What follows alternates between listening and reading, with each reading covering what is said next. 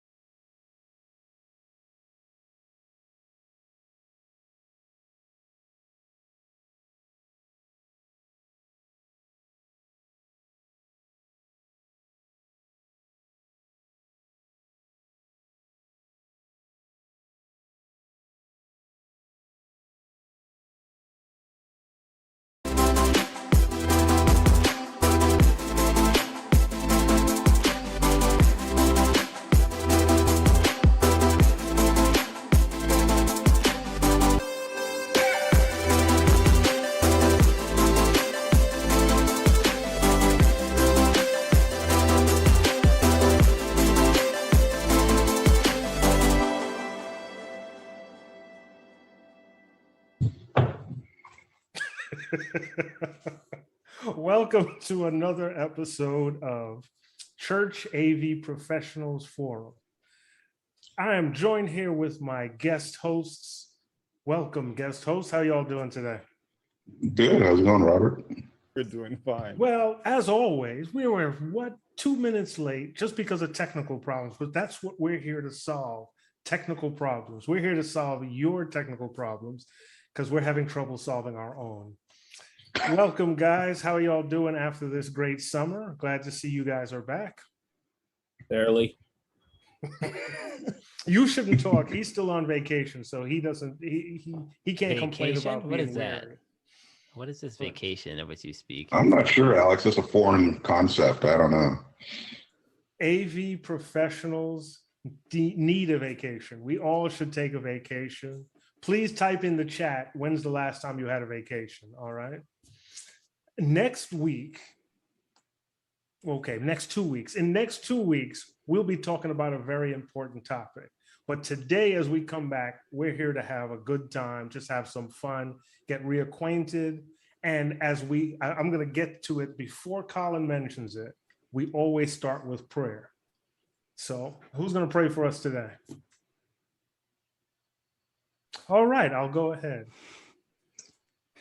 Dear Lord, we thank you for this opportunity to talk about your work and how audio video works within the ministry so that we can broadcast your word and really bring others into the fold. We pray that what we discuss here tonight will be a benefit to someone. Please be with us and guide our conversation. Amen. So, how are you guys doing? Let's go around the room. How are you guys doing? Busy, tired, overwhelmed, happy. That's good. Busy, tired, overwhelmed, but you end up with happy. So that's a good thing. It's all good. Can't complain too much. Too much. Okay.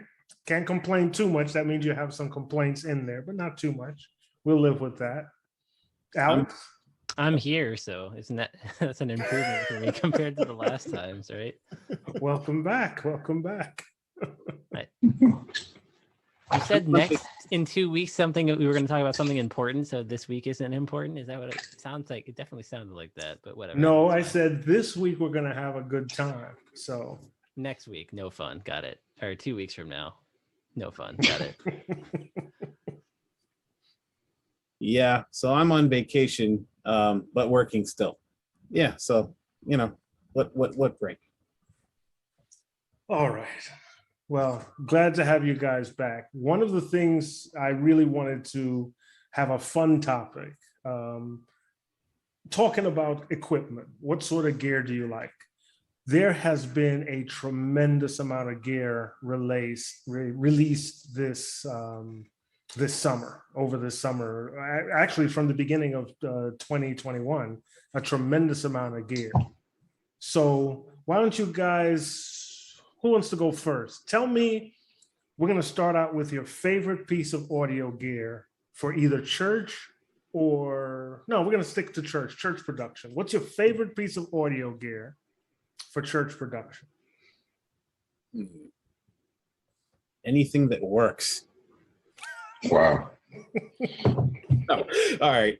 No, but I guess more on a serious note. I mean, my big thing is the control surfaces you use, whatever mixer you have, right? You want it to be the tool that's going to be kind of that utility knife, and especially in the applications that you use it in. So for me, being able to tailor a broadcast mix or tailor something in front of house, your mixer is like bread and butter there. Everything else kind of just adds that extra little spice or sauce to it, whether analog feel, if you need to have some of that or whatever's going on. But I would say that's the big thing for me. Question, Rob. You? Are you looking at brands or just component? Well, if you want to dig down deep into specific brands, sure. But you don't have to. I mean, we can start out with just the general piece. Okay. So Carell said mixing board. Yeah. Now I would ask him definitely which would be your favorite in the last 10, 15 years, which would be your favorite board, but we'll wait on that. We'll come back to that. Analog, really? Didn't we have this conversation, analog versus digital? actually, yeah, I like the sound of analog, but in terms of having the ability to do everything I need to do and do it quickly, the digital board is better. And especially if it has a lot of nice little special tools, the extra little plugins or things that'll let you get those vintage sound. You can kind of warm things up or, make it sound like something that would be done in the studio, which is my environment. So, I definitely like playing with things that I know and use every day. Well, we had this conversation yesterday, right, Carell, about the old big analog boards from like the 60s. They sound great, right? There's nothing wrong with analog technology at all. But there's a trade-off when price, availability, size, weight. A lot of that stuff. You can now go out and get an extremely capable digital board that's lightweight, portable, and affordable. And how much of a trade-off do you need, especially if you're doing mostly voice applications, right? And then you have the limit of the skill of the volunteer in many cases that's running that console too.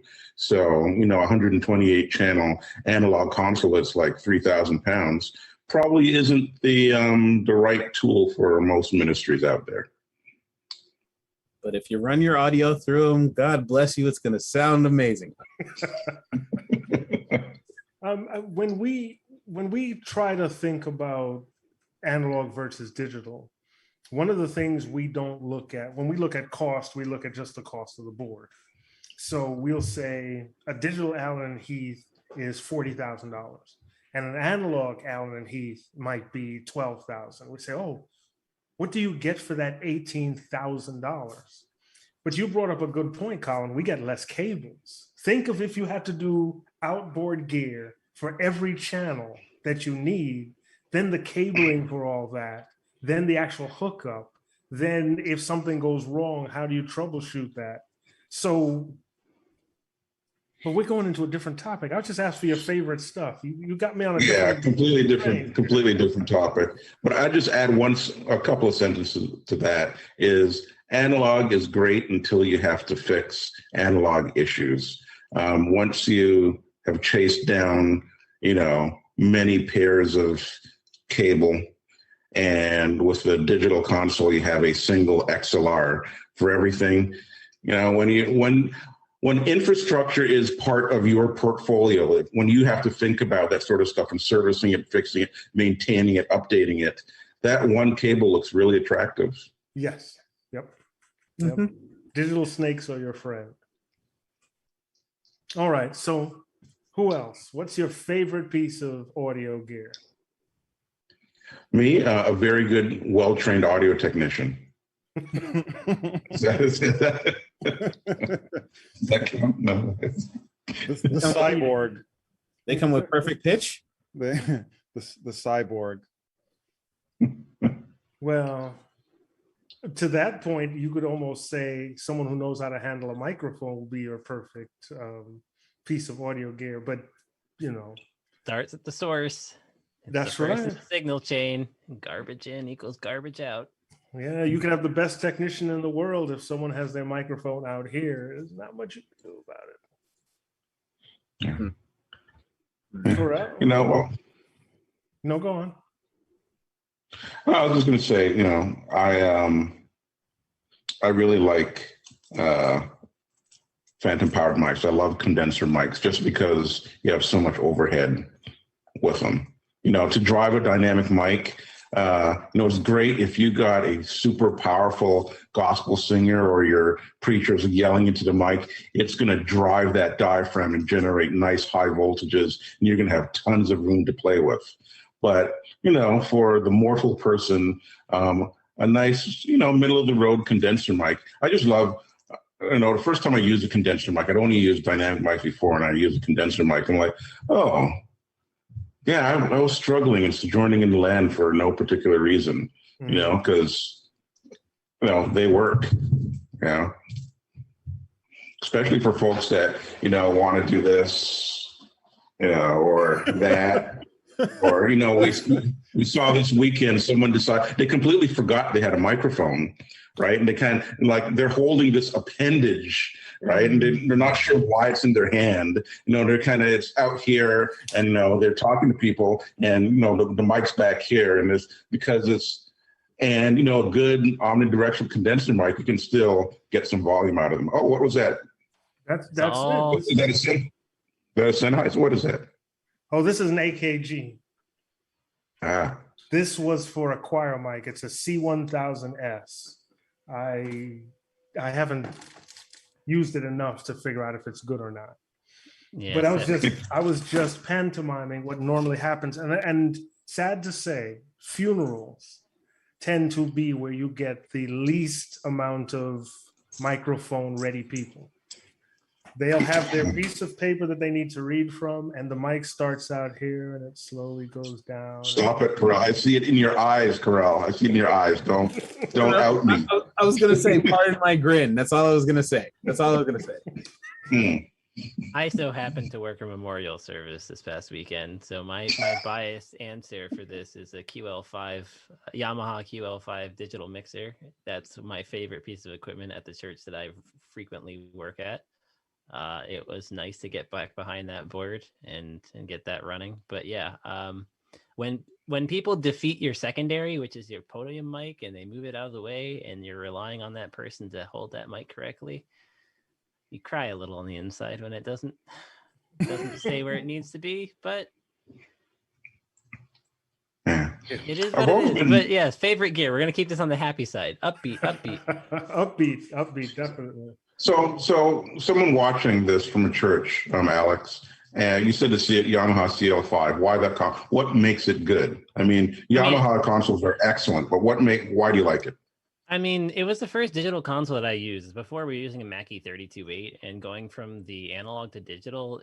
I mean, first of all, the tutorial videos on YouTube. Like you can find a 45-minute tutorial that will get you from basically turning on the mixer to getting it running in basic modes in about an hour. Yamaha has online trainings for that, so you can find the Yamaha courses to do the same. It's very flexible. You know, the patching and the user interfaces is actually pretty easy to understand for the most part. There are a couple of menus where I'm like, where is this? But you know, setting it up, getting it running, understanding where everything is, getting the EQs and the dynamic stuff in is nice. And then for the people that want that premium sound, they have some built-in plugins to give you that LA2A opto, or LA2A, or 1176 compression if you want to go those options. So there's a lot of power in that board. And then they have auto mix, which I've never used, but like I always wanted to play around with it. So it's there in the console. It's a lot for what you get, and the ecosystem.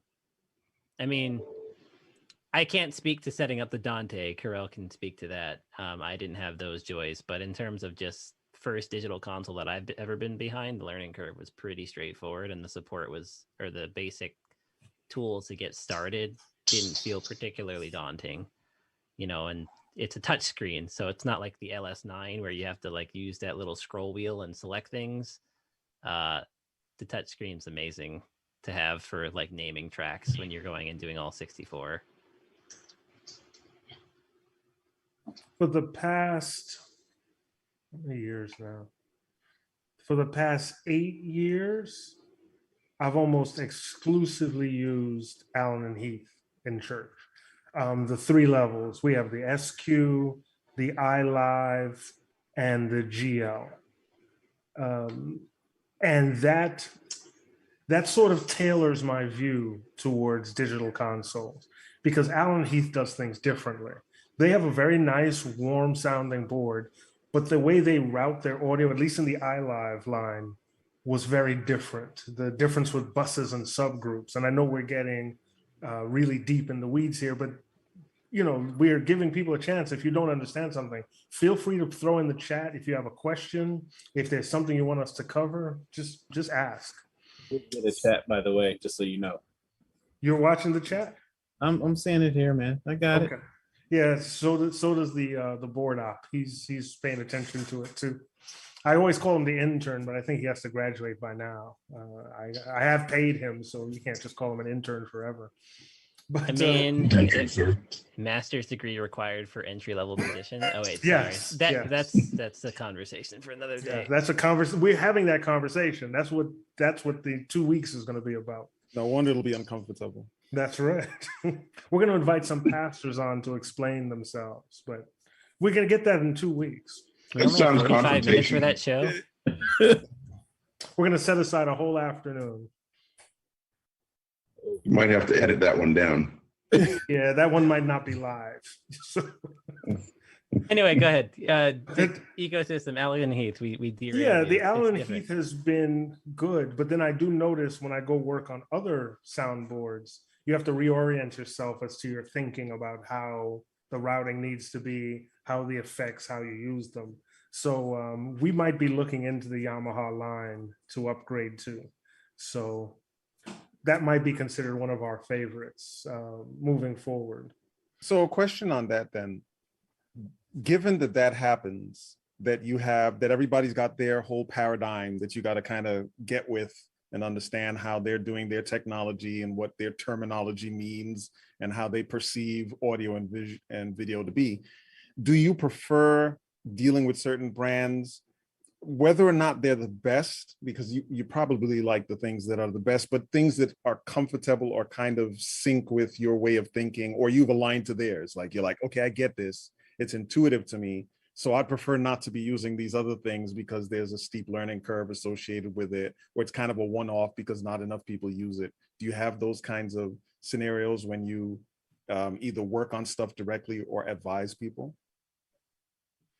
I'll say this, moving from the iLive, you would think the next progression would be to move up to the most recent Allen and Heath board, which is the D-Live. The D Live is such a departure from their iLive line. I went to a D Live board and I realized I couldn't do anything on it because it is so different than the iLive. So you get to the point where you realize all of your volunteers would have to be retrained on whatever you get anyway. So now you're not locked into that system. I think it's a bit different with camera systems because, let's say, Panasonic's menu system has been the same for 20 years. Sony's menu system has been terrible. I mean, the same for 25 years. Canon's has been the same. So when you move forward with camera systems, it's easier to stay the same. But audio, even though we like to pretend audio doesn't change much over the years, the move to digital boards has been very drastic. So any training that you do really gets directed to what type of board you have. Any comment on that? Yeah. The thing is understanding the ecosystem. So one of the reasons why I personally like Yamaha in and of itself is because across their lines, they've stayed consistent with how their UI looks or feels. And you pretty much, once you learn it, you got it, right? Now, you may have a certain thing that you got to learn, like, I'll give you an example. The LS9, it doesn't have a touch screen. So you got to know how to use buttons, right, to maneuver around the screen, right? But the layout of where things are is very similar to the QL series, CL series, or the M7, right? But then the next thing you got to look at too is feature sets, right? So like one of the reasons why I like the QL series or the CL series is because the Dante capabilities to pass Dante audio is built into the desk. I don't have to go buy an expansion card for that, right? So, if anybody has any needs for any expansion cards, I'm sure they can call Colin. But the thing about it is that you have different things you got to look at for the series, and then of course again the layout, right? I actually have an iLive at my work, and one of the reasons I chose it was because if I have somebody who's not versed in audio and I show them, hit this select button and it pops up this specific channel, and here's everything you need to know about that channel. They can see it in a tactile form. That's the main reason why I like it. Now, on the Yamaha, things may not necessarily be as straightforward because you might be on one source, but you don't, you may not always know what you're looking at. I got bit doing a live job actually like that. Somebody pushed the button and changed it to a monitor send, and I didn't know what was going on when I was supposed to mix a song, for a group. So that went down in flames very fast.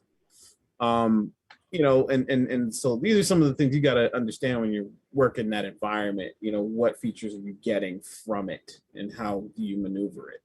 Mm-hmm. So is that a theme I'm hearing? The best technology is the technology I wouldn't say so. I mean, so most people get comfortable in a certain ecosystem and they'll stick with it. But there's times when you have to be flexible. I mean, the thing for me is I've gone from place to place to place being a professional audio engineer, and I had to learn the difference between the different types of consoles they have: the split console, the inline console, the hybrid console. Right? Most people are not going to know the difference with those because a lot of that has to do with analog. But then, how I work in those environments, is kind of how I'm going to look at these digital desks, right? But I've had to go across everything. So, I mean, I've done the Qs, I've done the iLive, the CL series, Midas. I mean, just different things. Whatever the job calls in. So you got to get versed in it. Ultimately, if you're going to really kind of maneuver in there, but that's more of a pro level kind of thing. But the one thing I will point out that Alex said, which is important, is if the company has a very solid product and a very good marketing team, they will put out content that will allow you to learn that ecosystem very quickly. So even if I wasn't well versed, I've usually just gone, watched the videos, gotten myself acquainted, and then within 30 minutes, I'm running the desk as if I had been running it all my life. To address your comment, I normally would tend to agree. They say the best camera is the one you have with you. So if you have one that's 12 megapixels to take a shot, you shouldn't worry about the one with 30 megapixels that you don't have. But I will say, with my experience with streaming software, I used Wirecast 13 for a long time, very long time. I knew it very well. And it was really a painful situation to use it. It would freeze up on you. And I'm not here to bash Wirecast. Apparently, the newer version's much more solid.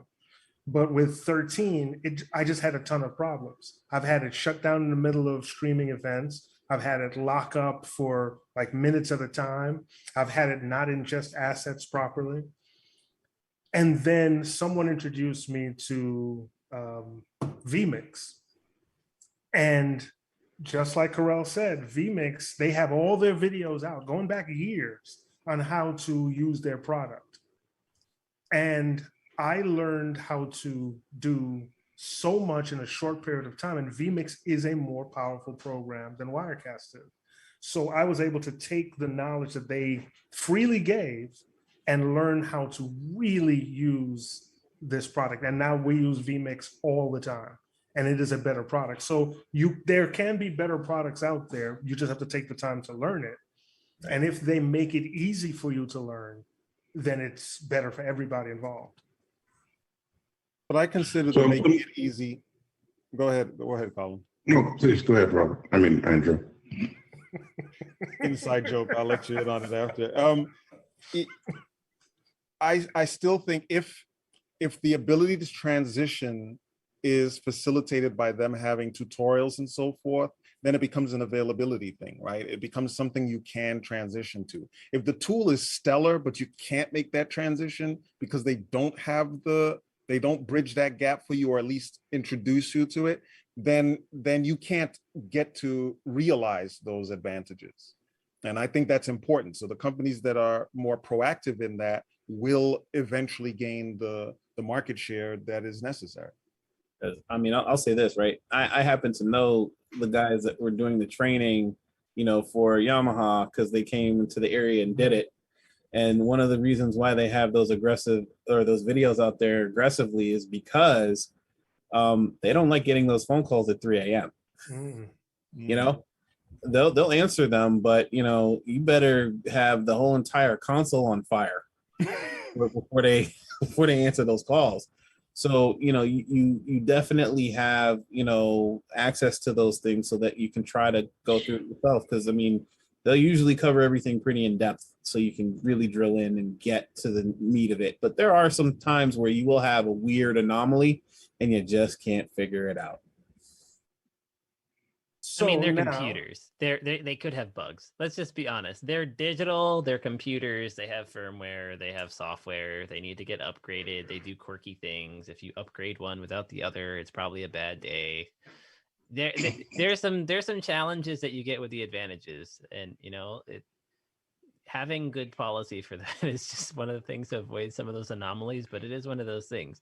It's like learning a new computer. That's what it is. A digital console is a computer. And if you go in with that mentality and that knowledge, then you're like, I'm learning a new computer today. that's right. The interface is the king. Colin, Speaking of computers, so what happens, Robert, if you quit tomorrow? I mean, you're talking about vMix or any other computer-based switcher, whether it be audio or video. What happens to the ministry if your knowledge base walks out the door? Well, the good thing is vMix is also easier to teach. I've been able to call people remotely and tell them how to get things running. The interface makes it very easy because it's consistent. So I've had to call someone to say, hey, the audio is not working. Go to your bottom right-hand side, scroll down to the M and click it. And they were able to get in. So it's easier to transfer your knowledge that way, especially when there's videos and you don't have to call people into the church and say, we're going to have a training class. Everybody huddle around this tiny screen. You can say, okay, here's the video that teaches you how to do this. Here's the video that teaches you how to do that. So those companies that make it easy to do that also makes it easier to transfer knowledge. I mean, I want to drop a pin for because we're going to talk about this in 2 weeks, so join us then, right? But training with videos, I had people on my team that were like, I send them the video link, but they're like pen and paper. All right, show me how to do it, and I'm like, oh, Different learning styles. different learning styles. I'm like, I've been defeated. I'm sorry, my generation's different. I guess maybe. Yes. Yep. Yep. I mean, when I get around new technology, sometimes it's not like, do you read the manual or do you just play around with things until you find out how to get certain things accomplished? And I'm not recommending going around and playing around with someone's digital console, right? Because I mean, if you mess up their settings, don't do that. You should never do that. But if you have like the graces to experiment in a small, well-defined area, there's something to be said about naturally learning your way around. Like my best friend is the shortcut to take us back to the main menu in our QL mixer. Like that's amazing. No matter where I am, and if I'm in a menu and I'm not supposed to be there, I double tap that shortcut and it comes back. Stuff like that is invaluable to have, and you just kind of get that natural workflow as you kind of develop that. But I think that speaks to the nature of the way people learn, and not everybody learns the same way. All right. All right, so now let's transition to video, and we still have to get to computers. And computers is a huge topic. So video-wise, what are some of you guys' favorite pieces of equipment? And unfortunately, I'm going to start out just real quick and say Blackmagic has changed the game for churches. This used to be Behringer. Behringer used to be this company where people may scoff at it and say, oh, I wouldn't have Behringer in my place. And then you go to their place and they have Behringer hidden all over the place. Blackmagic. Blackmagic Behringer users. Exactly. Half of the closet may be not operable, but that's right. It's full of Behringer. But it's full of Behringer stuff. You knew how to band-aid Behringer stuff. But I think part of the what Blackmagic has done is it's made it, the barrier to entry is just lower. So it's easier for you to get ministries up and running full of Behringer stuff. And they do have problems. You don't want to be too many early adopters. But speaking from a room that has quite a bit of Blackmagic stuff in it, and for Christians, when you say, "Oh, I have Blackmagic," in my church, I was gonna say some of these naming, some of these marketing things. You're like, guys, you could rename it, or rebrand it or something. Do something. Yeah, guys, we should all get on Discord so we can talk about our Blackmagic gear. A decimated design in that hideous spider. Oh yeah. But their equipment is so good. Oh, good. I love it. Decimators are bulletproof. I mean, literally, if you had one in your pocket, you couldn't get shot. They're real steel. So, and they're so red. I mean, you're Yes. trying to be inconspicuous, and you're like, "Hold on, let me put this converter bot." Oh, Flaming red converter box. Huh? that was also at that memorial service that I worked this weekend. Oh no. Yeah, I'm intentionally not talking about that, but yeah, sure. It worked though. That's another topic: ambush presentations and how you handle them. Moving on. Yeah, so Blackmagic video changing the game. Go ahead, Robert. Continue. No, I'm done. Someone else take over. I was gonna say the A10 Mini disrupted the market, especially coming into the pandemic. It gave a lot of people a lot of latitude, and they keep bringing the heat with their new. The price point for their extreme line is very good, in my opinion, for what you get for that. They listen to the feedback and the pain points, I think, and I think that's a big win for the consumer.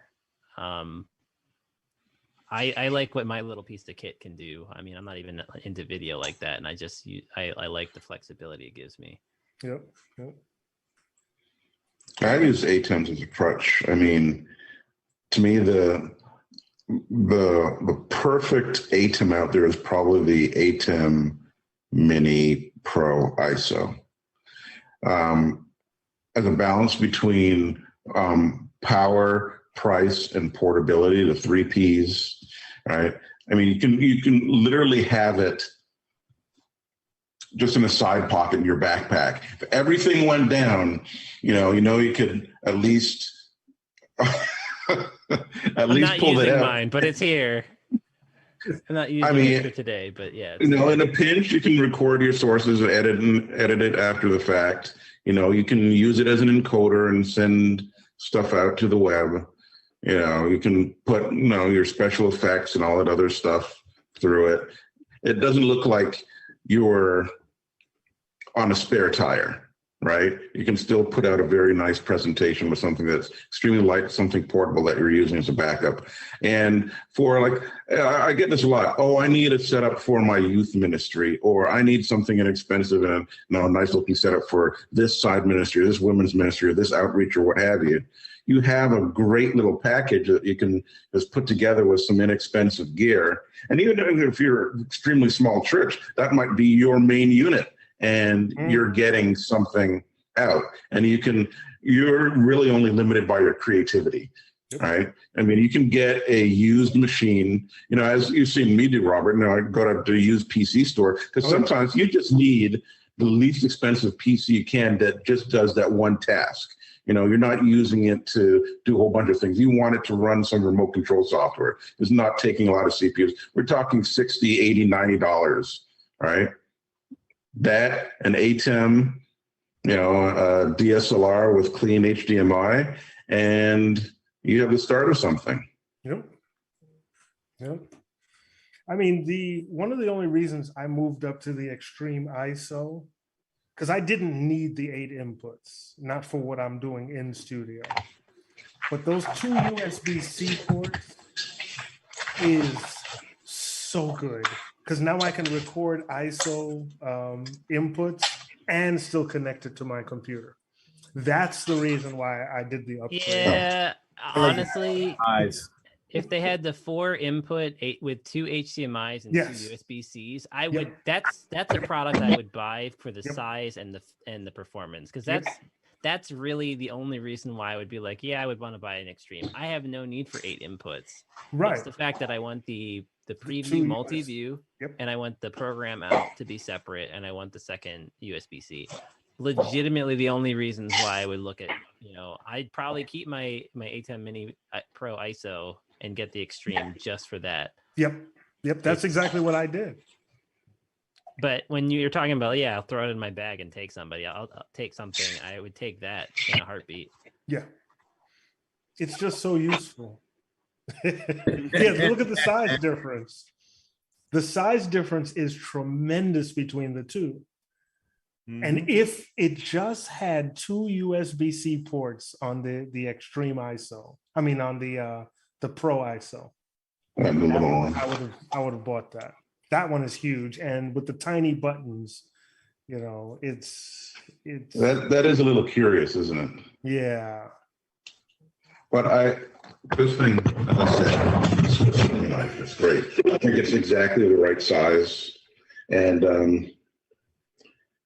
don't know if the single USB port is a deal breaker for me. As a backup, maybe, for your primary switcher, you need to go to this. Right. But for me, this is like 8 is a lot. I mean, that's a pretty big production. Oh, and the headphone out. 8 is enough. The headphone out. That's the other thing. It's the HDMI, the second USB-C, and the headphone out. Those are the 3 features that I would be really most interested in, that I think are the pain points for the mini series in general. But I mean, for what you're getting for the price point, I mean, when the mini first came out for $300 to have 4 sources in there, man, that was a big deal. And you see, they're very smart in that they end up tying you into their ecosystem. And that's what I was going to say, because they'll give you Resolve, and then you go into the software control for the ATEM Mini, and they're exactly the same. So if you know how to use the software, the color correction over here, you can jump into the Resolve in their editing suite, and you're just, I mean, it's the same feel. You're getting into their ecosystem. Now you're like, well, maybe I'll buy this, and next thing you know, you have an entire closet full of Blackmagic stuff. That's one of the reasons why we're actually considering the studio cameras, the new studio cameras that they release, because it's going to work with our switcher, and I can do color correction right from my desk. I don't need to buy another CCU Right. to control the color. And neither do I have to run downstairs to try to adjust the camera, then run back upstairs before it's time for the next session. So here's I guess we have enough time for the computer, because computer is important. I already talked about vMix. I'm going to show you you have a video question? thing. No, I'm going to show you my video thing because we talk about Blackmagic, all the stuff, right? The saving grace of productions, right? Because while the A10 Mini is great, one of the things that people may not know is that if you use the USB-C exclusively, you get some issues with contrast. If you use the output. It takes the color down like was it a stop, half a stop or a stop? It's Something definitely like that. darker You have to coming make out of the an adjustment. USB-C. So, so yeah, the HDMI output is clean. So for me, what Alex was saying was having the two HDMIs is actually great, because then you get the multi-view and you can get, your HDMI out for the video. So the saving grace for my production has been this little guy. Right. Because I take this, plug in the HDMI output out of the A10, which I got sitting right here, and run that into my computer over the Thunderbolt 3 connection, and stellar video. So this thing has been the saving grace of my production, and it does, HDMI in or SDI in, and you can take that in and run that into the computer. Even make it your streaming source if you want to, like a Zoom camera or something even. So there's so much flexibility with it that you can do, and especially in the sense of like I'm running like maybe video into a Zoom or something, as a playback type thing. I can turn that source into the camera, that you're seeing, but hey, it's nice clean video, right? So there's certain flexibilities to it. So this has been my thing for this year, that's been helpful to me. And because I have a PC and not a Mac, I can't take advantage of that. But then I end up using another Blackmagic product, the HyperDeck Mini, to do the same thing. I could put in the main output to feed that right back into a computer so that I can use that as a webcam. And then the people within Zoom can see what we're sending out through vMix. And there are some really intricate configurations that we can create using this equipment. And it's inexpensive in comparison to other people. Like I said, there's some quirks with it. Sometimes you're gonna get a dud, but overall, you can do quite well. So, it seems like you get into a church streaming discussion. It's like Blackmagic. But I'm going to mention another Blackmagic product. And it's not so much this product in and of itself, but I think the product category, which is a standalone encoder. I think every church needs to have one, period. So whether it be the Blackmagic Web Presenter HD or the Web Presenter 4K, something that you don't have to attach to a computer, that you can put a video signal in one side, put an Ethernet connection in the other side, hit a button, and stream out. Every church needs one, whether it's a $80 Asian knockoff or something from Blackmagic Design or AJA or whomever.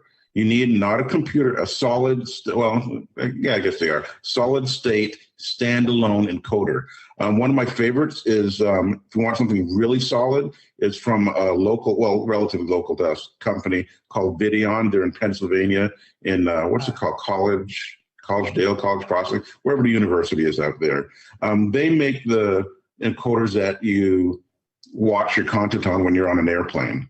So, their encoders like FAA approved, they're bulletproof. They're awesome. So too many times I've seen,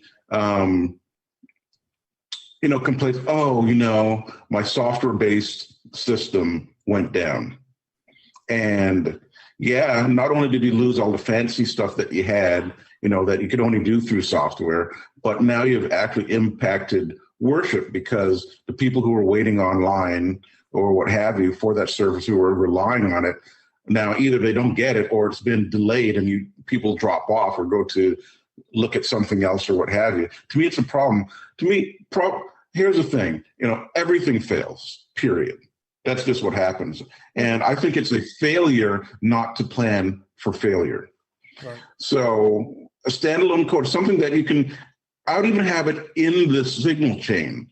So you have a router or a DA or what have you, both possibilities are cheap, or even a splitter, something that's feeding that backup encoder 24/7. It's just connected. It's there. It's part of your workflow. You don't have to find it in the bottom of a drawer. You don't have to integrate it real quick. It's there. It's getting a signal. There's a problem. You can't stream out from your primary. You press that button. It's already pre-configured with your channel or your channels on whatever platform you're using. Emergency, press the button. You shouldn't be down for more than 5 seconds, ever. That's a good button. Press the red button. Sorry. We actually have a comment that I think is interesting. Greg Simpson on YouTube says, I think video is behind the times. With audio, we can do hundreds of channels over IP or Ethernet, but most video is still SDI or HDMI point to point, waiting for Dante video and other video over IP, which is interesting because there are more technologies coming out for AV over IP. But as church professionals, I think it's interesting to give your take on that. We had this discussion today over lunch. Yep. It was interesting. Someone's listening is like, these guys seem to talk to each other a lot. Yes, we do. So, we were talking about Dante video, and full disclosure, I'm an Audinate. I'm Audinate certified. I'm an Audinate reseller. I sell their highest tier to the lowest tier. So take this with a grain of salt. But now I'm going to say that and cut Audinate's legs out from under them, but it's always fun. I don't think that their video offering has any traction in the industry right now. It may be excellent. It may be the video equivalent of Dante for audio. The issue is no one to this date has adopted it. And I know someone's going to comment and say, well, the Philharmonic in East Czechostan is using it and they've been having a wonderful time and what have you. But in all reality, it hasn't gotten the traction of, say, something like NDI, right? And that kind of addresses the questioner's question about, new technology. You can do tons of channels. It's, the next new thing, you have NDI 5 that came out. You can cross wide area networks, blah, blah, blah. It's really good. It's adopted by almost everything we've talked about, except for maybe Blackmagic. Wirecast is using it. ProPresenter is using it. I think Proclaim is using it. vMix is using it. Right. OBS is using it.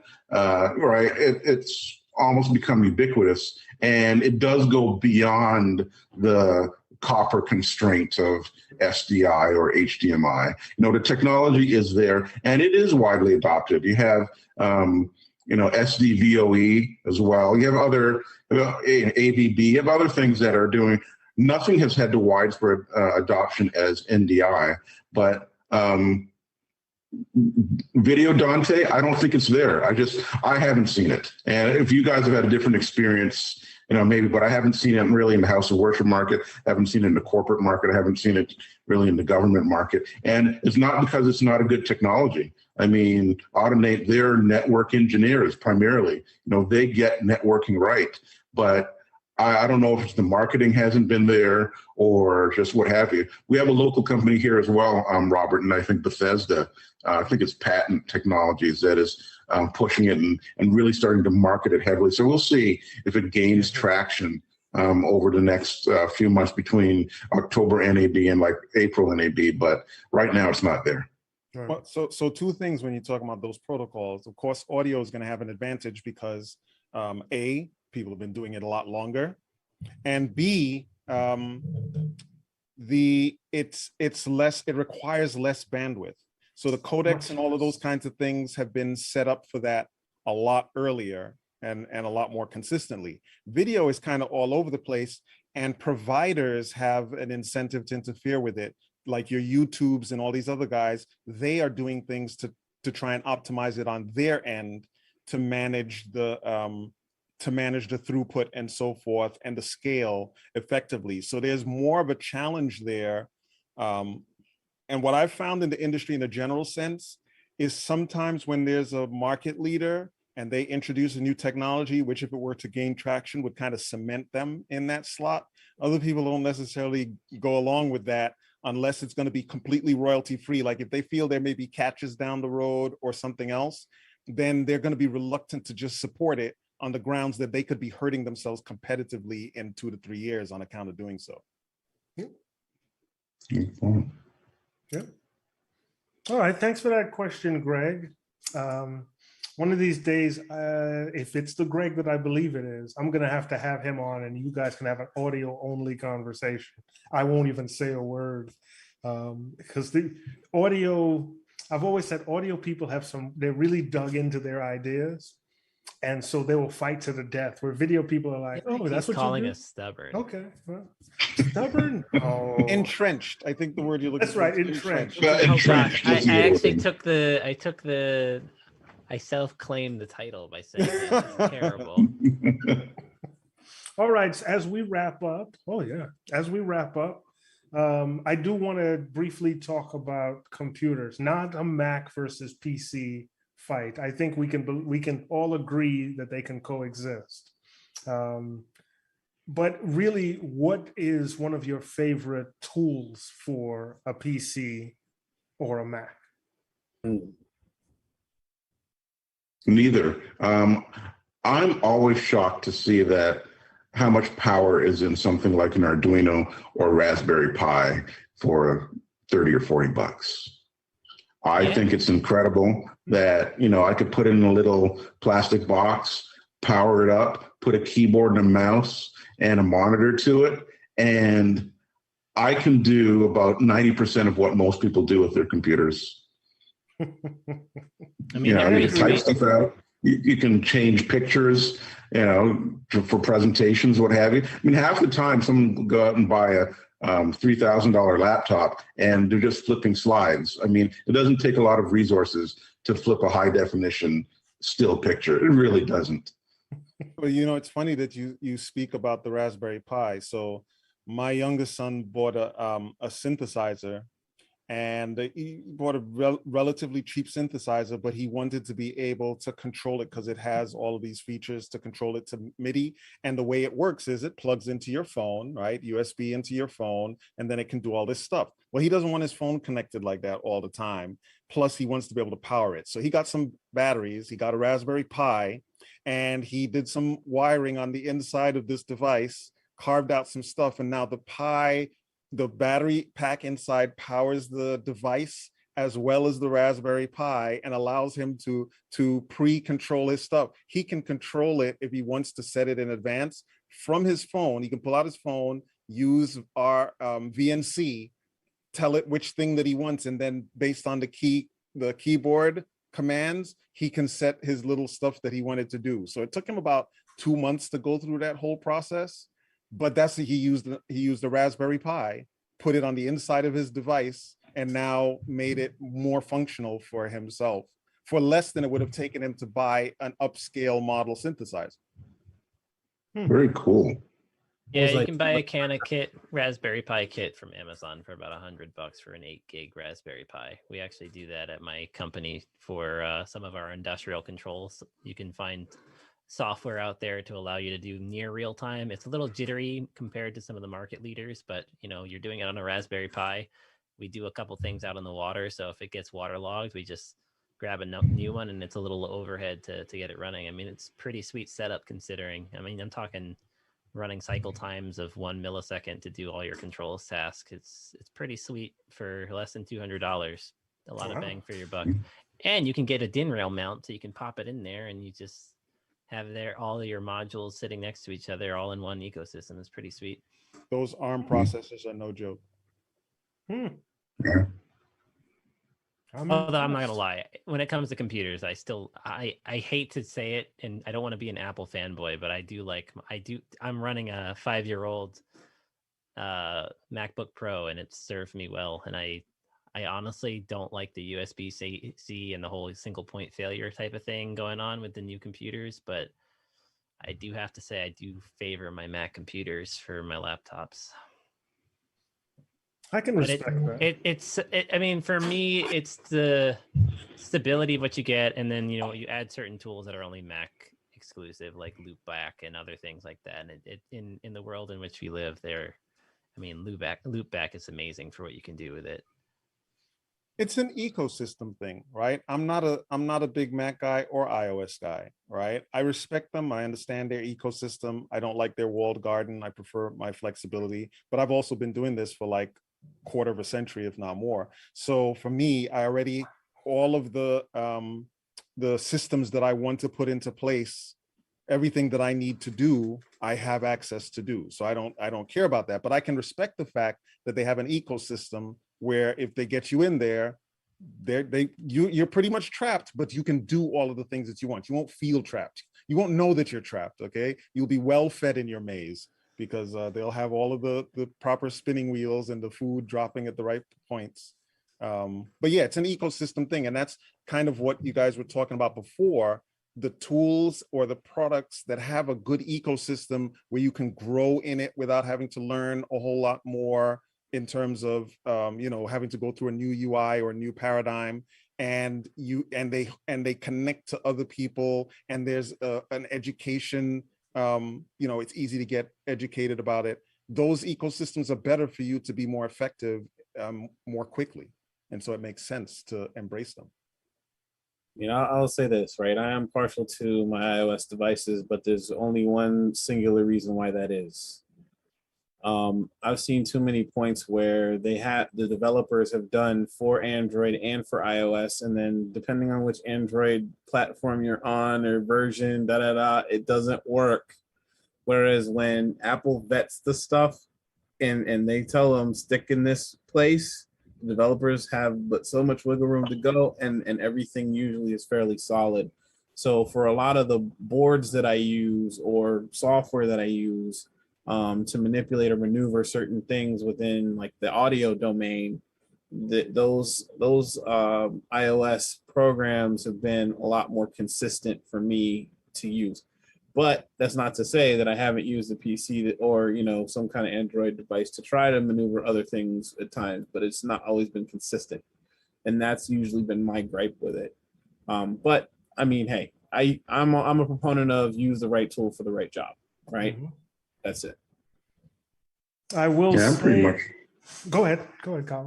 I was just going to say, I was going to co-sign that one. I'm pretty much there too. I mean, I'm a longtime Mac guy. I still have a PowerBook, if you can imagine, that works. But, in a practical sense, I don't think someone should go out and get the latest M1 MacBook Pro. You're paying a lot for aesthetics. If you're running ProPresenter, it'll run just fine on your Costco bought PC laptop. Mhm. Okay, the final word on that is, I think Mac's biggest strength is also their biggest weakness. For me, this is an individual thing. I like tinkering. I like to build my own PCs. The problem, as has been well pointed out, is then you have a myriad of different varieties that you can get. So software may have a quirk with one little piece of equipment you have in your machine. You don't have that issue with Mac. So once you buy a Mac, it's going to work just like all the other Macs work. If you buy a Lenovo, it might work differently than a Toshiba, it might work differently than a Dell. But for myself, who loves to be able to, I don't like this part, I'm going to rip it, throw it out, and put a new part in, I don't get the flexibility I'd like with a Mac. It is painful though when I look up and I hear about some great software and I go and I'm about to download it and it says .dmg, and then I just throw up my hands. I mean, that's real, man. I built my own PC to support what I needed to do for CAD and video stuff in terms of bang for your buck. Yep. A custom PC will get you more, well, maybe not now with the chip shortages and all that stuff that's been happening the last year and will probably continue for another year, rip the market. But anyway, if you could get your hands on a GPU, you could get a lot more GPU for the cost, and you would be able to change it out and upgrade your machine and keep a lot of your components for longer. Whereas when you're done with the Mac, you basically take the whole thing and you put it in e-cycling and you buy the new thing. And I think, that's been in terms of the horsepower you get, that's where the PC market will win. But good luck trying to get your audio driver to work with all of your audio interfaces.